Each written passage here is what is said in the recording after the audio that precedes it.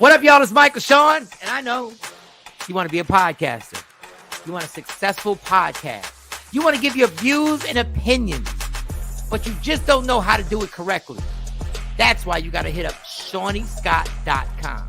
You want to be on radio, and you want to know how to build your radio career. ShawneeScott.com. She's done all of this. I've worked alongside her for years, and I will tell you the information that she can give you is on a value level that I can't even put a price on it. All you have to do is go to ShawneeScott.com. Your future, right now. That's it. Michael Sean. Yeah.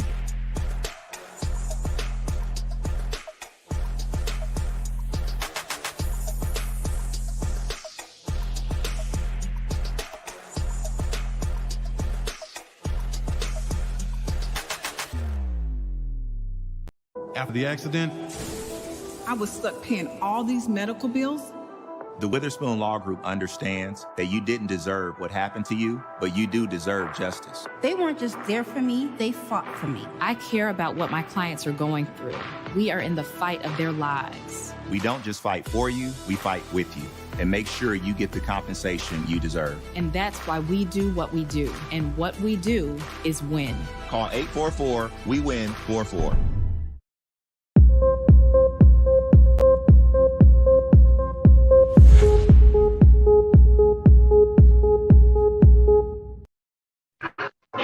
Welcome to this week of Iris in the City. Forgive any background noise or distractions. I'm actually in the airport. It's been an amazing week, but I did not want to miss a week of sharing with you. Let's see. I've been all through airports and cities, but I have some of my favorites. I stopped in St. Louis. I have my Red Hot Riplets. Today's Leslie's 30th birthday. We've all seen her as a guest on Iris in the City, Miss Billionaire Body. Happy birthday, Leslie. Happy 30th birthday. That's dating me, but happy birthday to her. Today's guest, I raised him, changed his diapers. What more can I say? Is none other than coach, business owner, comedian. What more can I say about today's guest? Is none other than my brother, Michael Gerdine, the Thotadale Hunter. But he's not here in that capacity today. But I definitely want to dive into some of that because as he clowns around, that is one of my favorites, and I will not let it die or rest because it just brings me so much joy. Welcome, Michael. How are you today? Thank you. I'm well. I'm happy to be here. Okay, well, I know you're used to being on different shows and things, and you'll actually be on one later doing your sports talk. So this one is a little different for you. I want you to do some sharing with the Iris in the City viewers about, your journey as a father, as a business owner. So we're going to dive into a little of your business to see how you balance it all and, how you can give others a little of that inspiration to move on with. So let's start by telling more about yourself.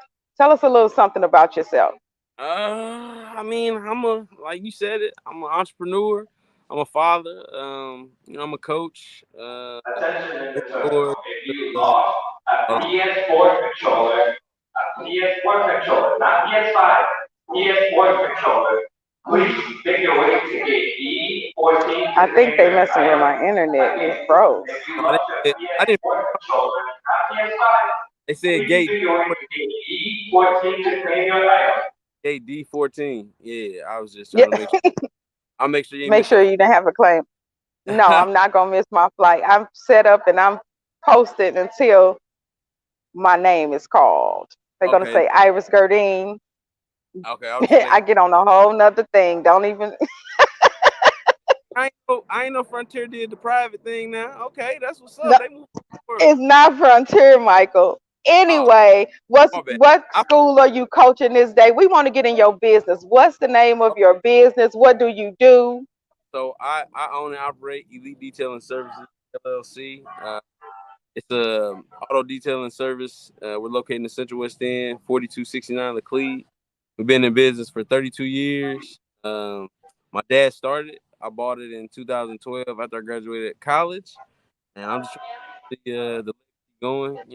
To keep the business strong and something I can pass to my children, so they have a legacy of their own. Yes, and we talk about that a lot in the city, on Iris in the City, legacy building and wealth creation. Oh So yeah. I'm glad to hear you say you're doing that to pave the way for your son. That's awesome. Okay, so Michael, being a father and a coach, do you often find that your son or well, you have two children. Miss Malia, she came to visit me, so you have Malia and Michael. Do you find with coaching that your children can feel like they share you, or do they kind of welcome that? Do you get like a jealousy type thing, or do they welcome all the other kids that So that you that bring was really along? that was something that I struggle with. I never wanted either one of my children to feel like, I was putting the other kids before them, you know, Hmm. they had to share me with their kids or anything like that. But at the same time, I tried to explain to them that, uh, kids don't have as much as my children have. You know what I mean? They have both their parents in their lives, both of Hmm. two sets of grandparents and Hmm. bonus grandparents and Hmm. aunts and uncles that are, pouring into their lives and make sure that they have everything that they need. And it's a lot of kids in our community that don't have one parent. You know what I mean? They don't have Hmm. a brother or sister or uncle or anything to help them, to guide them, to mold them. So I felt that it was so I had a social responsibility to do those things, and that I can sit back and I can just raise my child or my children, or I can step up and help as many kids as I can. And one of the things Hmm. I try to make sure to understand, you know, they always come first, but at the same time, there are other kids that I can help, and with me helping them, it's not taking anything away from my children. So Hmm. I think that's one of the things I'm very open, especially with my son Michael. He's 15. Hmm. He has it more than Malia. I think Malia's still not really. She's 5. She's not really into sports or anything. Malia's like the more the merrier. Oh, yeah, She's she, always for a party, so she's like the more the merrier.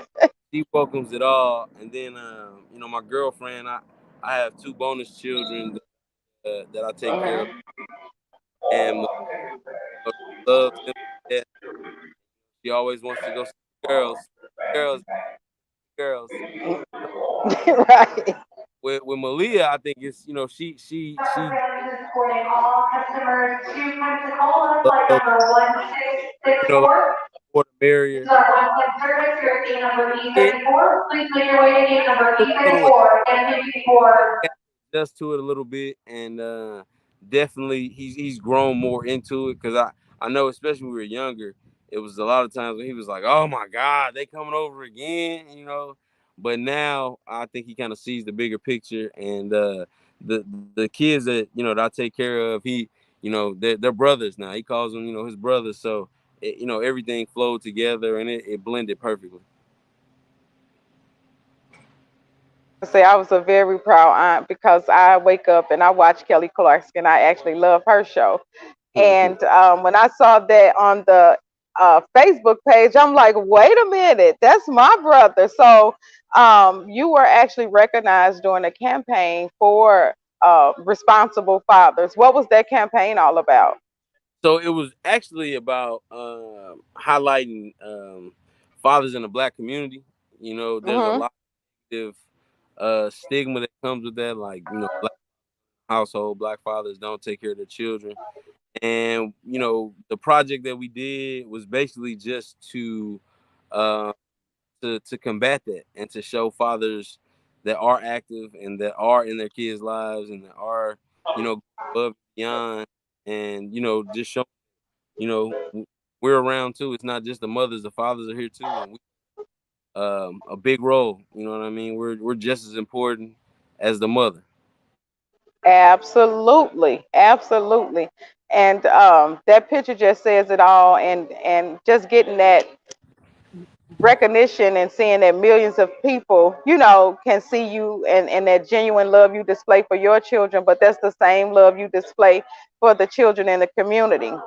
Now, during my last week's stint on Iris in the city on the road, as I was doing my 9 to 5 working, I stopped by the detail shop, of course. I'm going to let that go through because I want you all to really hear this.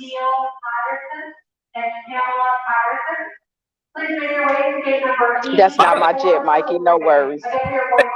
That's not my jet. Yeah. It's not like you at Bing. No, they in this terminal, Mikey. They call names in this terminal. You're not used to these type of jets pulling up. Oh, okay. You see names. See that? Okay. It's not regular. Don't never mind the G. That's not regular. When Southwest started doing that? Anywho, I stopped by the detail shop and I noticed something. And this is something else that's unique about you. You're a business owner. But when I pulled up, I noticed maybe 8 high school guys, very well mannered, working hard because that's hard work. I've done it once or twice in my day. I moved up from washing the cars quick to transport. So I get promoted easily. So I was promoted real quick at elite detailing. So no worries. But those young guys was out there working hard. I was looking over the cars and they was washing everything from Rolls Royce SUVs to Teslas and the cars were looking amazing. Absolutely. So let's talk about that. How do you incorporate mentoring the young guys with your business, and what do you do in that aspect? Well, like you said, it's hard work. This is real hard work for a lot of young teens, especially nowadays. They missing that work. You know what I mean? That drive that us 80s babies have. You know what I mean? That blue collar, get from your bootstraps. And one of the things that I wanted to do was just to make sure that we're really trying to push that with these kids. Hey Nikki, thanks for watching. Hey Mike, I'm sorry, I just had to say hi to Nikki. She was checking in. Hey Nikki. They think they just washing cars, but these are life skills. You know what I mean? A bucket, soap and water. You know what I mean? You will never be broke. Give a man. You feed them for a day. Teach a man to fish. Like I'm teaching them a life skill. If nothing else, you know what I mean. This takes absolutely no skill. It's 100% effort. You know what I mean? I'm showing you a process where I feed my family with this. You know what I mean? My father feed our family. Something that's is not just washing cars, and it's more to it than that. We do a lot of detailing, like you said. We work on a lot of high end, Rolls Royce, Bentleys, Lamborghinis. Right now, I'm at a home health care facility. Adult daycare facility. In the vans, they got about 7 vans taken care of right now. Have 6. That's awesome. Taking care of that. And it's just showing them, the value of hard work. You give them some money and they go buy stuff, they don't really value it. You know what I mean? But they spend home $250, $300 on them Jordans. They're gonna take a little bit of care of it. And that's you see them wiping them off in between. Box, got a toothbrush, so it's just and then not only that, maybe by doing this they have a more of appreciation for what their parents do. You know what I mean? Parents make all type of sacrifices for them. Most of the boys that are working at the detail shop all go to private school. So we got kids from school I coach at, Lutheran St. Charles. I got kids from St. Mary's, Cardinal Ritter. I got kids from SLU, CBC. So I got kids from schools, all different walks of life. I got a couple kids from Gateway, a couple of my middle school boys working there. So it's really just if a kid wants it, I'm gonna show them. I'm gonna show them how to get it, and that's what it's about. More to it than just throwing water on cause. You know, we definitely, Exactly. So most of the skills you teach are interchangeable because it's more business. How to, run a business, how to present yourself when you're talking to people and things like that. So those are definitely life skills, and you are definitely sowing seeds that we're going to grow inside of them. I can see you just the coach at all the graduations because we all had that one teacher, but that yeah, one teacher may have only had one or two kids. Well, you've already touched, hundreds of kids through your football games where they're able to get those second looks from coaches because they may have not received the D1 scholarship. So you make sure that they get those second and third chances. So that's definitely, to be commended.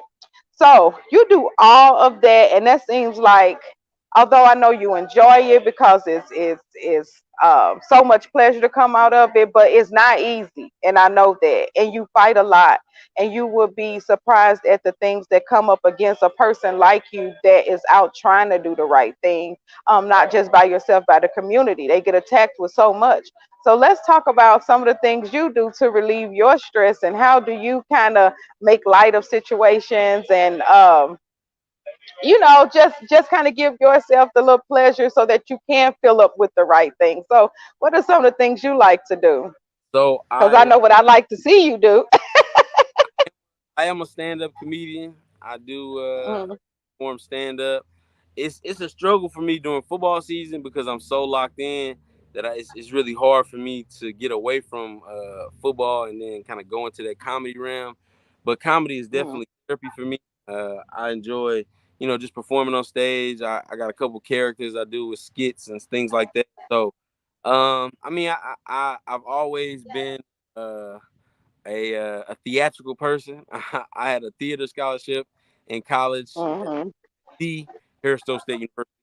Uh,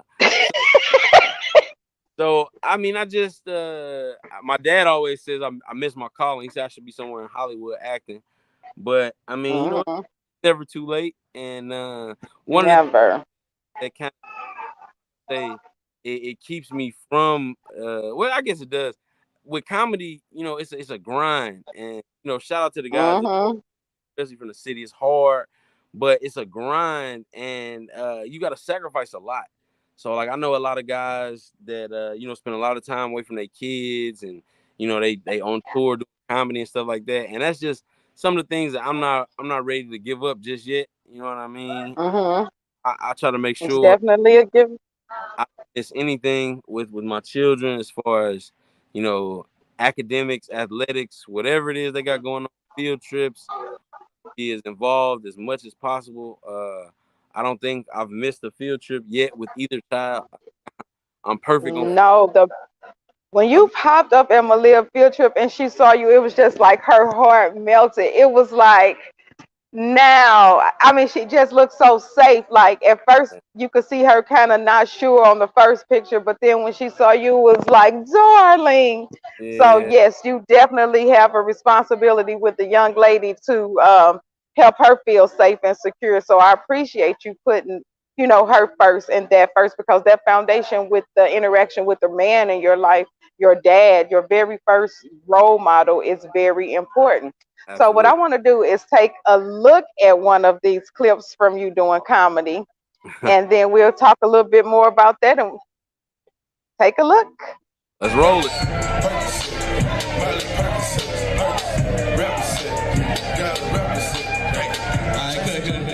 So listen, what's the number one St. Louis question? What high school you went to? She already know. Okay, what you say? Riverview, okay. View Tiny, okay. Normandy. Hey, you know why people ask you that? You know they ask you what high school you went to? No, it ain't money. It's so they can judge your ass. It's judging. Listen. Riverview. Hey, you went to Riverview?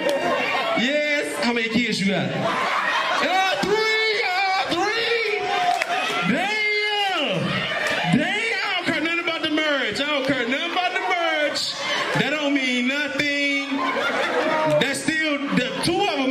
So I ain't trying to hear none of that shit. I'm Murray, okay? He's a good nigga because he adopted them other two.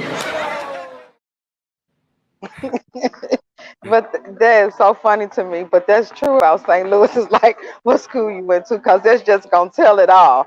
Number one, I break mine. I break mine up just to show my balance. I give them a county school and a city school. I got balance. What's up? you can't because you say Melville, they're gonna look at you like you dirty. South I Carolina. That's that's why I don't do that. Well, I really enjoy seeing you on stage. One of my favorite characters is a Thotadile Hunter. But I have a question about one of your jokes that I was sitting in one of your shows and I just had no clue you was gonna start the show like this. You was like, I respect women and blah blah blah. Because I have 3 sisters and I'm like, see, and I'm sitting there and I'm smiling. Then you say, yeah, something about I don't let nobody call them H's bitches. I'm like, you just so having a daughter, how those type of jokes gonna change when it comes to talking about bees and see, I don't do all that bitch and whole talk on Aris in the city. But you do on your comedy. This is an uncut show. I ain't know it was uncut. Oh man. Honestly, you know me. I don't think I'm gonna change too much or nothing. My daughter she know my heart. You know what I'm saying? Just like God. And she know when I'm talking about the B's and the H's, I ain't talking about her. She's a queen, you know. And she you haven't heard she knows. She haven't heard you say that though. I know for a fact. That don't refer to her at all. So, but honestly, these just jokes. I don't disrespect at all. Y'all all. No. You know what I mean? And women are to be cherished 100%. So these just jokes. It's just a little comedic relief. That's all. It's just jokes. That's all. That's just jokes. Okay, so before we leave, I want you to give Leslie a birthday shout out, but the Thotadile Hunter style. Give her like a 30-year-old advice. Like, but from the Thotadile Hunter, because he's my favorite. Steve Goodman. You my second favorite. Leslie, you're 30. What are you going to? Oh wait, I just kind of mixed that up. See, look, I'm mixing them You with talking to the animal man. Right. I can't do that. I can't do that. But you know what?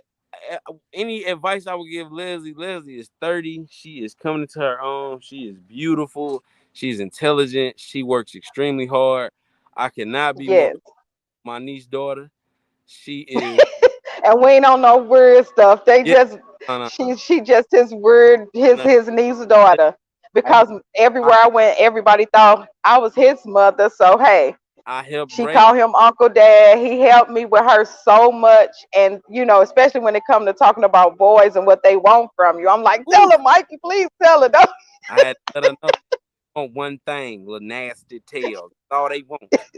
So, but no, I'm so proud of her. She got banned from the Funny Bone last night. You know what I'm saying? She really just kept. Banned one. It's a different type of environment, and that's another thing with comedy. She experienced racism, though. They didn't want to say the black people name right at the Funny Bone. I don't know what was going on with that. So her, she was like, "Say my name right," and she let them have it when she got on the stage. And we was like, "You never coming back." And I don't know about the comedy scene here in St. Louis because it's really different in other cities, but here in St. Louis, St. Louis is a different city. It's very, very political. It's if you in the right circles, talking to the right people, and it's definitely not about talent or drive or anything like that. It's definitely more of a political thing here. That's why a lot of people leave here and flourish. You know what I mean? Because it's just this city is tough, and that's what I say. You can. St. Louis, you can make it anywhere, and I make it anywhere. You know what I mean? We definitely. I proved that. Dallas now. You're not even from St. Louis. You ain't from the curve. I'm from the curve. You ain't from the curve. I'm from the JBL. I'm from the curve. I'm from the South Side. I'm good anywhere in the STL. From South Oak Cliff. I'm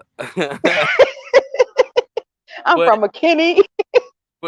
Oh yeah, you from the burbs, Chesterfield.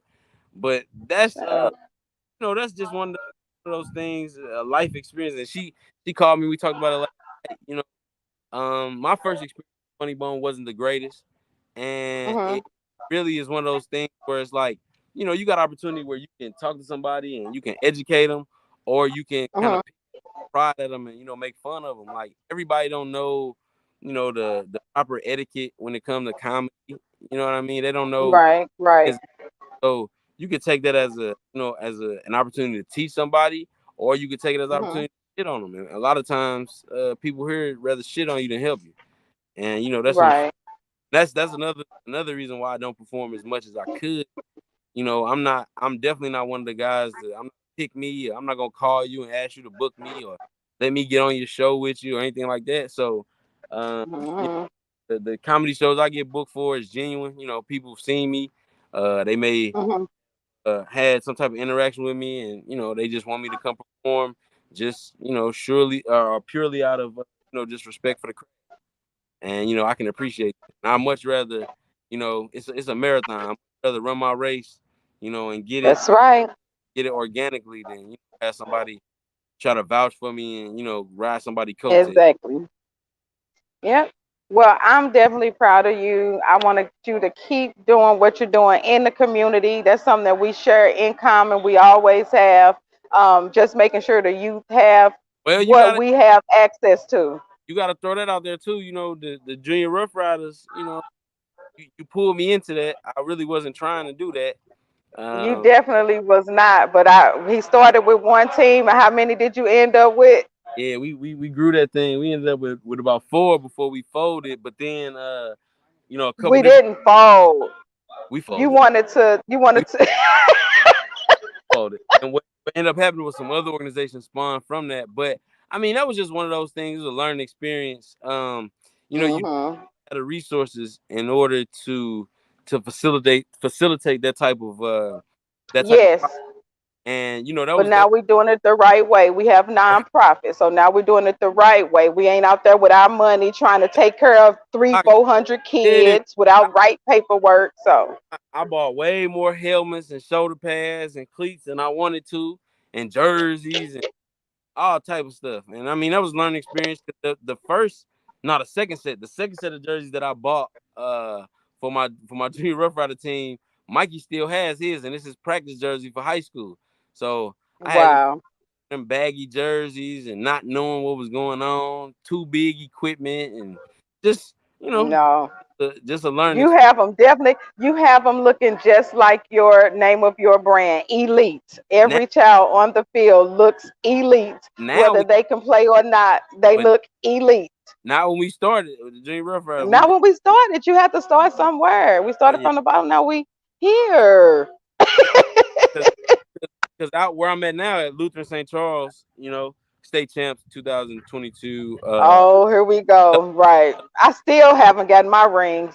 You know, I work on that for you. But thank you. We got a feeder program, the Junior Cougars. We got 5th, 6th, 7th, and 8th grade this year, and I'm spearheading that. I am the president of the Junior Cougar organization. So, you know, if you're in the St. Louis County, St. Charles County, even the St. Louis metro area, and you're looking for a team for your child, 5th, 6th, 7th, or 8th grade, and you know, you just want them to be a part of a family, want them to be a champ for life, you know, definitely hit me up. I'm on Facebook, Instagram, Twitter. You know, you can call the school. Ladies and gentlemen, that's how he turns it on, ladies and gentlemen. Mike Gerdine, Coach Mike Gerdine, mentor, business owner. Thank you for joining me. Stop by Elite Detailing, 4255 Laclede Avenue. Get your car detailed. 4255 is West End Chiropractic. We're at 4269 Laclede. Oh, well, we on the block, the corner. So you can't miss. You go to one, we gonna send you to the other. So we on the block. Support it all. No, support it all. Support it all. We're just trying to help the community. 4265 Laclede Avenue. If you have a son, 69. 4269. I've been saying that address my whole life. I can't believe I'm getting it wrong. 4269. Been in Dallas. Dallas, too long. 4269 Laclede Avenue, Elite Detailing. Stop by, say hi to Coach Mike. If you have a son, daughter, needs mentoring, he can get you the right people. Thank you for joining me this week on Iris in the City. Until next week, be real. See you guys. Have a good one. Thank you.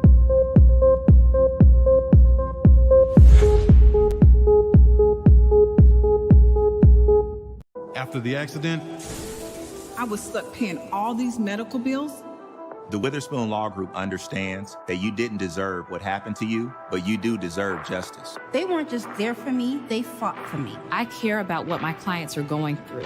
We are in the fight of their lives. We don't just fight for you, we fight with you and make sure you get the compensation you deserve. And that's why we do what we do. And what we do is win. Call 844-WE-WIN-44.